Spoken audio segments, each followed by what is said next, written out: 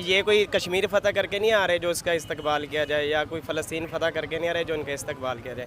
फराडी अजान दे रहता है, कातिल इमामत करवा रहता है, और सारे चोर डक्कू उसके पीछे नमाज पढ़ लेते हैं। अगर हमारी रियासत की अदालतें, हमारे रियासत के इदारे इतने स्ट्रॉन्ग हैं, क़यामत आएगी ना, क़यामत वाले दिन अल्लाह पाक के सामने पेश होंगे, ये क्या जवाब देंगे? खुदा के लिए एक दिन अल्लाह पाक को हमने जान देनी है। सर मियाँ साहब आ रहे हैं कि 1 अक्टूबर को पाकिस्तान इस्तकबाल करने जाएंगे।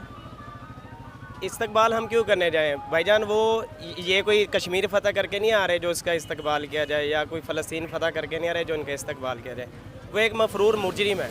अगर हमारी रियासत की अदालतें, हमारे रियासत के इदारे इतने स्ट्रॉन्ग हैं, तो उनको चाहिए जैसे ही वो जहाज़ से उतरे, वो 50 रुपये के स्टाम्प के ऊपर बाहर गया हुआ है, जैसे ही वो जहाज़ से उतरे उसको फ़ौरन अरेस्ट करके अदालत में पेश किया जाए ना।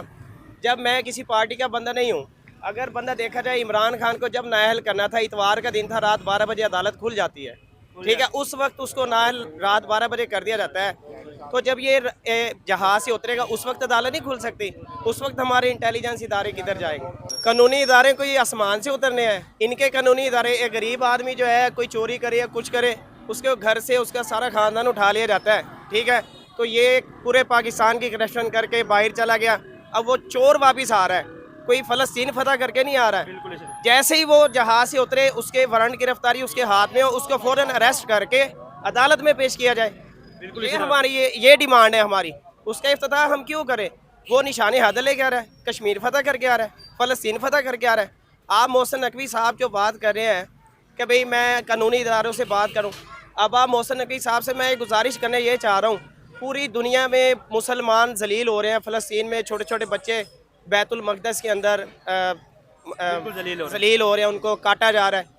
तो हमारी नंबर 1 इंटेलिजेंस एजेंसी है, हमारी नंबर 1 फ़ौज है, हमारे नंबर 1 एटमी हथियार है, वो हमने कब इस्तेमाल करना है? आप मुझे ये बताएं। हमने जो अपने एटमी हथियार बनाए हैं, वो अपने टैक्स दे के, अपने बच्चों के, अपने कारोबार से टैक्स निकाल के, सब कुछ करके हमने ये इनको आगे लेकर आए हैं। पाकिस्तान की नंबर 1 आर्मी है, पूरी दुनिया ने फ़लस्तीन के साथ साथ दिया है। इनका कोई बयान आया? आप मुझे ये बता दें, ये हमने कब इस्तेमाल करने हैं? हमारे जो शाहीन है, गोरी है, मिज़ाइल जो है, वो आप मुझे ये बताएं, वो हमने कभी शबरात पे इस्तेमाल करने हैं? उनको जंग लग जाना है, इनको शर्म आनी चाहिए। ये मुल्क का साथ, ये हमने अपनी आर्मी पाकिस्तान के दिफा के लिए, मैं आपको एक जनरल सी बात बताता हूँ, हमारे पास एटमी मुल्क है, बिल्कुल ठीक है जी, एटमी तवानाई है, सब कुछ हमारे पास है। कहने का मकसद ये है कि हम एक मुसलमान हैं, हम पूरी दुनिया की नुमाइंदगी कर सकते हैं, बिल्कुल कर सकते हैं। हम जो IMF से कर्ज लेते हैं, मैं इनसे ये रिक्वेस्ट करना चाहता हूँ, खुदा के लिए होश के नाखून लें। इनके ये पूरी इस्लामी ममालिक की जो सिक्योरिटी दे, नंबर 1 इंटेलिजेंस है, नंबर 1 आर्मी है, नंबर 1 एटमी हथियार है, पूरी दुनिया में इस्लामी मुल्क के पास किसी के पास नहीं है। ये पूरी इस्लामी मुमलिकत की ये सरबराही करें। जो अपनी फ़ौज का जो टैक्स है ना, हमारे से 70% लेते हैं, तो ये उन्हीं से हमारी जो इस्लामी ममालिक है उनकी हिफाजत करके उनसे टैक्स वसूल करें। आर्मी अपने अखराजात तो ऐसे वसूल कर सकती है। जो इस्लामी ममालिक की हिफाजत करेगा, उससे थोड़ा सा सिक्योरिटी के अखराजात लें। अखराजात लेने के बाद जो आर्मी का जितना भी पैसा इस्तेमाल होता है, वो वहीं से पूरा हो सकता है। अच्छा, ये हमें बताएं कि आपने बहुत अच्छी तकरीर की, मेरे जो रोंगटे हैं वो इस वक्त खड़े हो चुके हैं, तो आपको किस सियासी पार्टी से मोहब्बत? मुझे किसी सियासी पार्टी से मोहब्बत नहीं है, चाहे इमरान खान की पार्टी हो, नून लीग की हो, पीपल पार्टी की हो, किसी से मुझे मोहब्बत नहीं है। अगर इस मुल्क में कोई भी पार्टी आ जाए, मुझे किसी के साथ नहीं हूँ। मैं कहता हूँ कानून होना चाहिए इस मुल्क के अंदर। जिसकी भी हुकूमत है कि कोई कानून नहीं है, लोग कहते हैं जंगल का कानून है, इधर जंगल का कानून भी नहीं है। जंगल के कानून में ना शेर शिकार करता है, घास पे जाके सो जाता है, यहाँ पर जेल का कानून है, ठीक है। फराडी अजान दे रहता है, कातिल इमामत करवा रहता है, और सारे चोर डक्कू उसके पीछे नमाज पढ़ लेते हैं। ये हमारे मुआशरे का कानून बना पड़ा है। कि मजलूम मुसलमानों का साथ देना, मुसलमान जिसके पास पावर है वो दे, जिस तरीके की उसके पास पावर है ना, मजलूम की हिफाजत करना उसका फर्ज है।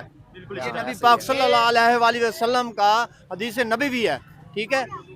ये क्या कर रहे हैं? कुछ भी नहीं कर रहे। बच्चे मर रहे हैं, गरीब मर रहे हैं, उनकी औरतें, सारे फ़लस्तीन में इतना जुल्म हो रहा है, ये कहाँ है? वो सोच रहे हैं। मेरी बात सुने, जब क़यामत आएगी ना, क़यामत वाले दिन अल्लाह पाक के सामने पेश होंगे, ये क्या जवाब देंगे? उस वक्त मैं तो चलो जवाब दे सकूंगा, अल्लाह पाक मैं कुछ नहीं कर सकता था। मैंने आवाज़ निकालना मेरा हक था, वो मैंने अपना हक अदा कर दिया था। लेकिन इनसे आप पूछे इन्होंने क्या किया, हमने इनको टैक्स दिए, ये अपने DHA बनाते रहे, ये अवाम अपने एटमी हथियार बनाए, इन्होंने कब इस्तेमाल करने हैं आप मुझे ये बताएं। तो खुदा के लिए एक दिन अल्लाह पाक को हमने जान देनी है, तो क़यामत वाले दिन आप किस मुंह से मतलब मोहम्मद सल्लल्लाहु अलैहि वसल्लम की उम्मत कत्ल हो रही है, तो आप उनसे कैसे मतलब कि जामे कौसर उनसे मांगेंगे, किस मुंह से उनके सामने पेश होंगे। मैं उनसे ये रिक्वेस्ट करता हूँ खुदा के लिए, ये इस रियासत को, इस मुल्क पाकिस्तान को तकसीम ना करें किसी पार्टी के लिहाज से, किसी इस्लामी मतलब नज़रिए के लिहाज से। ये सिर्फ एक स्ट्रॉन्ग मुल्क है, इसमें सिर्फ एक पाकिस्तानी के तौर पर इसके साथ बिहेव करना चाहिए। बिल्कुल नाज़रीन, पाकिस्तानी की तरह बिहेव करना चाहिए।